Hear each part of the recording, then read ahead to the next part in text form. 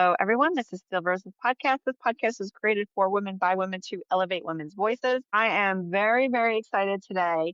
This is a very special episode because today is my twin daughter's ninth birthday.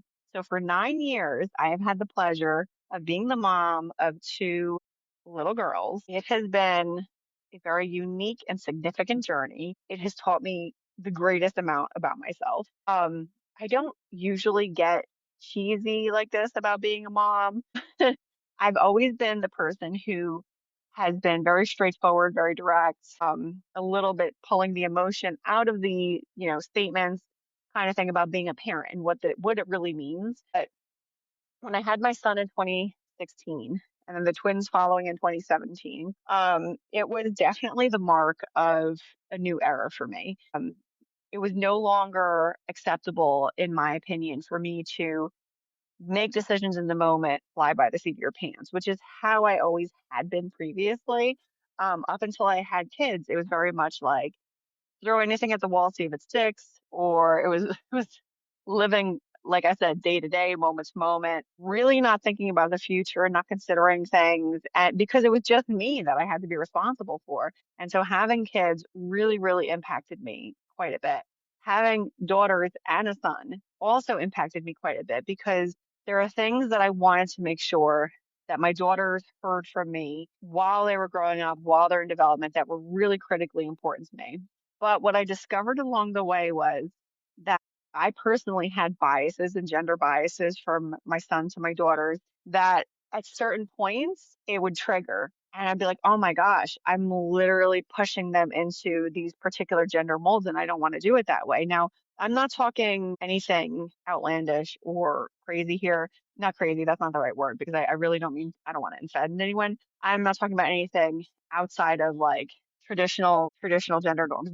We do very traditional things in our house. We're very old school classic. So I'll say that so you do understand where I'm coming from. We encourage independence in all three of the kids.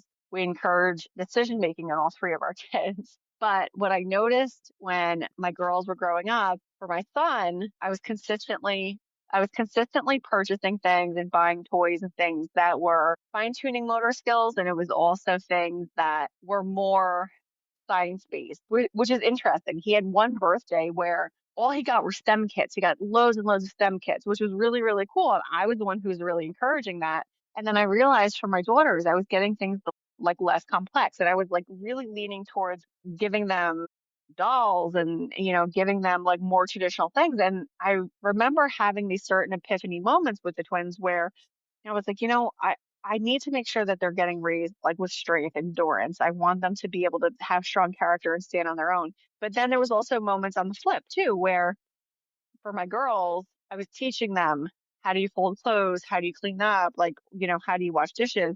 And there was moments where it was like the opposite. And I was like, wait, I have to make sure my son understands these things too. Like he needs to know how to do this. He's going to be an adult one day. Like he needs to have this core baseline too. And he needs to understand this is not just strictly a woman's role. This is everybody's role. Everyone needs to help and participate. So there's this dual like battle inside my head consistently where I am always worried that I'm going too far in one direction or the other. So we strike a very sincere and we try to strike a very sincere balance amongst the girls and my son to make sure that like they are getting everything they need from us plus some. There are some elements that I will admit are 100% sexist. And you know what? I openly say it and I've openly said it to the twins because I've asked this question. My son is 10 years old. He has his little first girlfriend and the girls are 9. And they turned to my husband and said, oh, so when we're 10, we're allowed to have a boyfriend. And he said, no. And then the twins turned to me and they're like, well, mommy, can do anything girls can do anything boys can do, right? Because they know how I usually talk. And I was like, sorry, girls, in this one, I'm going to have to say no. Some of you may be appalled. Some of you may think I'm crazy. Some of you might be really offended by what I'm saying here. But the truth of the matter is, well, one, it doesn't matter. The truth of the matter is, it's okay. Have an opinion. Have a strong opinion, actually. I encourage that. Make it your point. Give me some feedback, actually. If you have a better way of doing something, I want to know about it because I'm learning as I go. This is my first time being a mom and the last time I'm going to be a mom. I'm not getting another shot at this. So I'm doing everything I can. So if you have opinions about this, I'm all ears.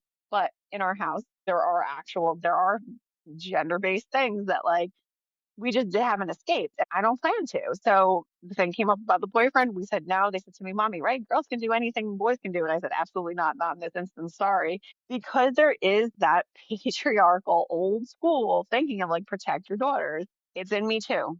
It's in my husband definitely. And you know what? Not for nothing. I grew up old school. This is just one of those values that I'm consistently teaching them. Now, it's not that I'm not teaching my son to protect himself mentally, physically, that kind of thing. Like protect yourself. Like we don't go into too much detail with like a lot of stuff, obviously, because they're young kids, but we give enough for them to understand, value your body, treasure your body, protect your body. That's the baseline that we're giving them right now so that they understand what their physical being is of value to them. Not in the sense of the old school, like I'm gonna marry you off value, but more in the sense of take pride in yourself. You have one body, treat it with love, treat it with compassion. Do not abuse it. Do not go too far in the wrong direction because ultimately we want to teach them to really truly value themselves and not to be giving themselves away too eagerly.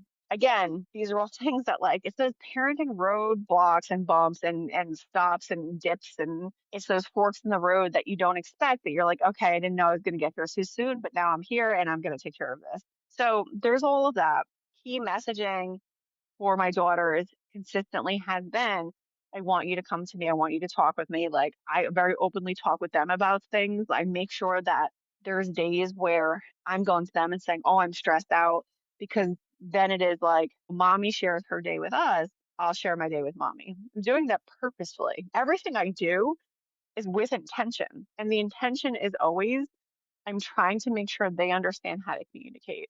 I want them to know how to stand up for themselves. I want them to be able to articulate and speak really well. I want them to be able to defend themselves once they get out into the world. I want them to make sure that they understand who they are and what their opinions are. There's so much out there that they need to have a strong sense of self before they walk out that door. And that's really my goal every single day is making sure that they're okay, making sure that they're going to have a strong sense of themselves as people. And then of course, like there's the teaching of like the baseline skills, like making sure they understand like how to cook. My kids can get in the kitchen and cook these days, like supervised obviously, but like, there's things that like I work desperately hard and my husband works desperately hard to lay a really strong foundation now because we only have maybe about 3 years left before they really start to stretch their wings and really try to get out there. And you need to be prepared for it. And I want them to have a strong baseline. One of the biggest things that came up recently that I told my girls, I forget how it came up. They asked me, they said they were getting frustrated. One of my kids was getting really frustrated because he was getting reprimanded. And I said to him, I was like, I want you to take a look at, because they have older siblings, step siblings. And I was like, well, why don't you think about your big brother? And he was like, my son was the one who's getting reprimanded. He was very frustrated, very upset with getting disciplined. And I was like, I want you to think about something and take this into consideration. I was like, do you think your big brother is a good guy? And he was like, yeah, yeah, absolutely. And I was like, do you think he is a strong man? He's a good man? And he was like, yeah, yeah, he's the best. He's awesome. I was like, he gives you good advice. He talks to you. Yeah, of course, of course. And he said, well, Vicente. I was like, who do you think taught him how to be like that? And my son paused and I could see the wheels clicking in his head. And he was like, oh, he's like, Poppy. And I was like, yes. I was like, Poppy taught your brother. I was like, and as strict as he is with you, and as frustrated as you might be getting, he also taught your brother. And if you think your brother is a good guy, then you need to really listen to your father because at the end of the day, he's just trying to turn you into a good man. Now, something similar came up where my daughters um asked me, they're like, oh, Buffy was so romantic when you guys were dating or you guys met and fell in love. And I was like, that really wasn't quite the case in our situation. And again, I don't sugarcoat with my kids. Like there's stuff that obviously I'm going to leave off the table because they're so little, but I told them straight up, I'm like, no, I'm like, we dated for a really long time in the beginning for almost 5 years before we had kids. And it was very hard in some instances. But the bottom line was that I knew that my husband was a good man. I knew he was a strong father. I saw how he was with his kids. I saw the affection and love that he had for his mother. And one of that in particular, my mother had always told me that if you see how a son treats his mother, expect him to treat you like that. And regardless of the fact that we went through some difficult times, I used to reflect on that quite a bit because I'm like, my goodness, like he worships his mother. He cherishes his mother. He would walk through fire for her. Now, I don't think walk through fire for me just yet. But I'm saying, like, like that was one of those moments where I'm like, yeah, like this is a great person here. Like maybe he's not checking every single like, aesthetic box, but like he's hitting the big things here. And like the rest of it doesn't matter. And so I've been teaching my daughters that too. Like, oh, when you start to date or when you get older and you start looking for a husband, if you choose to have a husband, you want to look for the strong character, look for the characteristics, the stuff that's topical, like money and cars and a house and all that. That's all topical. That can all happen at any point in time. Like you can generate that. That doesn't have to come from a man. You can do that yourself. The sky's the limit, really, but it's the character, the baseline character that's important. So there's things like that, like across the board, teaching the kids, right? So regardless of sex, like there's certain things that are really crucial that all the kids understand and learn. So I did do like a very, very, very quick research before I went to, recorded this episode. And it says, I looked it up. Basically, my query was researcher, please find me research or studies that raising girls is different than raising boys. I wanted to know if there was anything done, any psychological studies. Again, this is at a glance. So if you happen to know about a study that was done, I would love to hear about it because I'll do some research on it too. So this says research indicates that while many parenting approaches are similar, raising girls often differs from boys due to development, emotional, and social factors. One thing I will say here, because my kids are so close in age, we're raising them really tightly together. So there is no, well, your brother's 2 years older than you, so he gets X, Y, and Z, and that's why you're not getting what you want. Everything is even. Percent. They might not always see it that way, but I will always keep in mind, like, oh, well, this happened and this happened, so now this has to happen. Like, very particular about that. It's interesting because it's saying that like the parenting approaches are similar, but it's the developmental, emotional, and social factors that really push you. And that's in the early days was what I was recognizing that because of things that I had ingrained in me from society, I was really leaning heavily into like, oh, boys are smart with X, Y, and Z. And oh, I forget, I'm trying to remember as I talk to you guys. I think it was something like, I know what it was. It just came to me. My daughter she did something, and I said to her, I was trying to reprimand her, and I said, don't be so aggressive. And then I immediately like backtracked and was like, and by that I mean, please be careful. And I like tried to like, and then I never really used the phrase again because aggression in girls is called out as like aggressive, but it's not aggressive. It's like leadership. Do you know what I'm saying? Like the perception is different because they're female. So if you at home teach them like particular things to make sure that they understand like it's okay to be a leader. Do you see what I'm saying? Choose your words wisely with with your daughters and your sons so that they understand like it's not aggression, it's this, like because you don't want them to be like pigeon-tailed or cornered into, a box to say like, oh, this is your role. Like, no, like we don't want that, right? So studies show boys tend to have more externalizing behaviors and slower language development, while girls often show earlier verbal skills. Research suggests parents may unintentionally use different emotional socialization with girls, receiving more encouragement to discuss feelings, and boys more independence. That's a big one that we did not do. Everybody's encouraged to share their feelings. Now, I will admit, my husband is a man's man, very machismo. Yes, he absolutely has pushed my son and parented him to say, boys don't cry. I have consistently tried to counter. Um, he'll tell him, man up, boys don't act like this, boys are strong. I don't, for the women that are listening to this thing, or if you're horrified, I do not directly counter or challenge him in the moment. When he is parenting my son and he is making sure that he is giving him the message of men are strong, men protect, men, stand tall, men, yes, he does say, don't cry. He does say it. I do not counter him. I don't push back because I have the example of my stepson in front of me.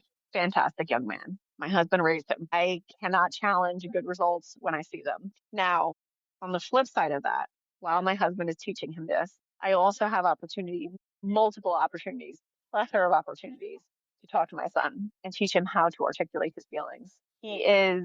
He's so articulate and he's such a he communicates so well that it's astonishing. It truly is. So while he is hearing this machismo messaging, he's also getting an opposite side. That's what is really key here. And I want to point this out because I think a lot of couples struggle with this, with parenting, because this is, I mean, being a parent is one of the hardest things on a marriage because everyone has opinions on how things are going to be done. You want to do things a certain way, your partner wants to do things another way. And then there's like the clash and the fighting, and like people get divorced over stuff like this. That's not necessary. My husband is teaching my son specifically how he wants to teach him. By all means, go at it. You're the man of the house. That's your son. You need to raise him into a man. I don't know how to raise him into a man. I know how to mother him, but I cannot make him into a man because I am not a man. I do not understand those things. The same way he cannot raise the daughters and my daughters into women. He can't do that. He could try. The same way I could try to raise my son, same way every single mother out there raises their sons. You do your damnedest to make sure you try to turn them into strong men. But because I have someone here that can do it, I'm not gonna butt in. I'm 100% not gonna butt in. I respect what my husband is doing as a father, and I'm not gonna challenge him. However, when opportunity arises, I do talk to my son about his feelings. I ask him about his emotions. I let him express them to me. And we have a lot of discussions around that. And because of that, even though he's understanding how to be a man and how to be a strong boy, he actually proactively tells people, I don't like this. I don't like how you made me feel in this situation. I don't like that. Like, he is very articulate. So we have that like co-parenting model happening in our home where I respect how he's raising our son and he respects how I'm doing it. And then we just kind of co-parent. It's honestly, it's very difficult, but honestly, it's better than screaming at each other for disagreeing with how the other person's doing at things. We respectfully are here to make sure we're giving our best to our kids. Let's see here. So key findings on differences. Emotional development. Parents are more likely to discuss emotions with daughters, while sons are encouraged to be independent. You already know I'm not doing this. Behavioral focus. Boys are more often associated with higher activity levels and externalizing problems, whereas girls are more often associated with internalizing issues. Again, not on my watch. In the event that I recognize that one of my kids is internalizing something, which I have already done, and I've already seen it, I make it a point to make sure that I'm able to address it in a gentle way with them. So the way that I do this is I will try to get them to come out with the information without me having to ask. So, for example, I wanted my son to tell me about something that was going on with his little relationship, his girlfriend. And there was something happening where he had some big emotions about it. And I wanted to address it with him, but he was really uncomfortable, didn't want to talk to me. Something happened at school where somebody said something to him about him and his girlfriend. He was just very uncomfortable about it. And he didn't want to talk to me. And I was trying to respect that, but I was like, let me just hang out in his room. I'm just going to be in his space with him, relaxing. And at some point, let me see if something comes out. And we sat there in silence. I was just on my phone or I was reading a book. We were relaxing together. And then something happened, and I just used the opportunity to segue into saying, like, you mean like you're because of, you mean like because of this, or you mean, is it the same as what you're upset about today? And then it just kind of opened it up, opened the gate a little bit. I just unlocked it. And then he came all the way through and told me everything. And then I was able to talk with him about it. So communication, behavioral focus. I don't let anyone internalize. I recognize it. I'm very, very aware of my kids, regardless of how freaking busy I am. I'm very aware of them. And I make it a point to make sure that I recognize and I see them and that I probe. I don't directly ask. I'm not in their faces. I very gently will work around the situation to get them to come to me. So that way they feel like they made the choice and then thus they're more open to listening to me because they came to me. Let's see here. Communication. Girls generally develop speech and social communication skills earlier, whereas boys may require more patience regarding language milestones. Not here. You know what? An important communication thing that I did when the kids were little, because again, I've always wanted to encourage them to come and talk with me. But when they're little and you ask them, oh, how was school? They're tiny. They're like 4 years old. What are they going to say? Right. So what a technique that I used to do that I really strongly recommend if you have little kids and you just want to, safety is a big deal. You don't know what's going on when they're at preschool, daycare. You have no idea. And there's really not a lot. Kids are little. They don't know how to articulate things. So what I used to do was I would take a couple of my sons and daughters stuffed animals. And I would sit down and I say, oh my gosh, your friends are going to interview you. And then I would do different voices for each of the stuffed animals.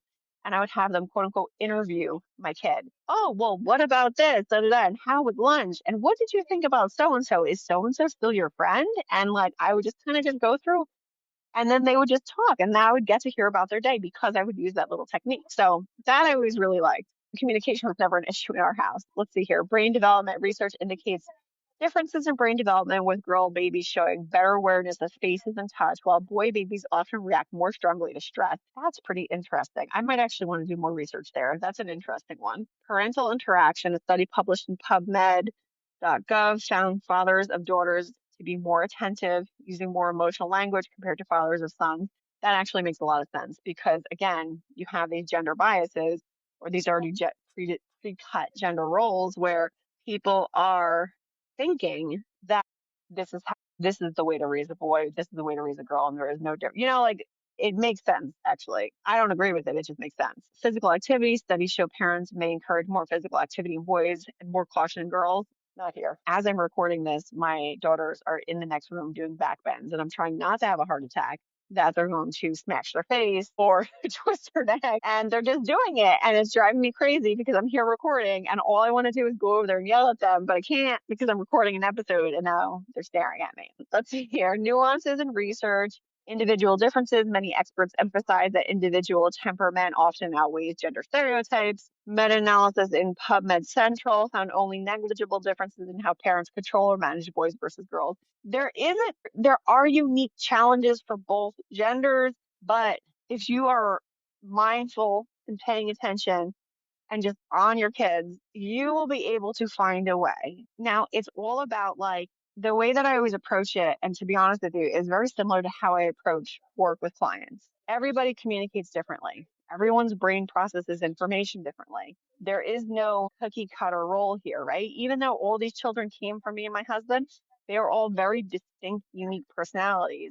And so it's a matter of figuring out how they communicate best, what are they comfortable with, and then going from there and building on that because they're not going to communicate the same way. Siblings will never communicate the same way. They're all going to have different parental experiences. Like that's the wildest part is that they're all growing up in the same house together right now. They're all going to school, the same school together. Everything is the same for all three of them across the board. But I can guarantee you that in 15, 20 years, they're going to come around and talk about the differences and how they thought that they were treated, which is going to appall me because I'm trying so hard not to do that. Nevertheless, that was more of like a very long-winded way for me to just share with you our parenting style here and across the board, the things that I've discovered being a mother and the things I've discovered about myself and started to employ with my kids over the past 9 to 10 years. I still can't believe my girls are 9 years old, and it's a tremendous honor to be able to raise kids, to mold a life and to shape a life.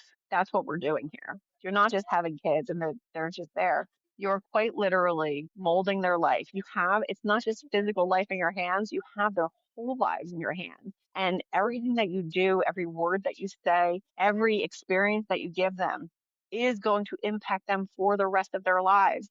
So it is critical that, especially during their formative years, and I'm talking like infant to me, about 11, 12 years old, those are the years that we really have time to get a strong baseline in there. Because from 12 to like up 15, they're already trying to leave the nest a little bit. And it's incredibly critical for them to know and understand they have a safe space here. This is where they belong. Like making sure that they know that they can come to you is like the biggest deal. It really is. So I encourage everybody really explore the kind of communication you're using with your kids. Think it through. Think about how they feel about things. Think about how you can do things better. I'm constantly beating myself up and critiquing myself as a parent. I'm always going to try to do better than I'm doing today. So just again, food for thought. Happy birthday to my girls. I'm thrilled, thrilled that you're here. And I love you so much. And to my listeners who've been joining me on this episode, I hope you took something away. And if not for you, even if it's for a friend or a family member that is raising kids and needs a little bit of some tips, please feel free to pass this episode along. Again, thank you so much for being here with me today. I really greatly appreciate all of you. And I'll catch you on the next one. Take care.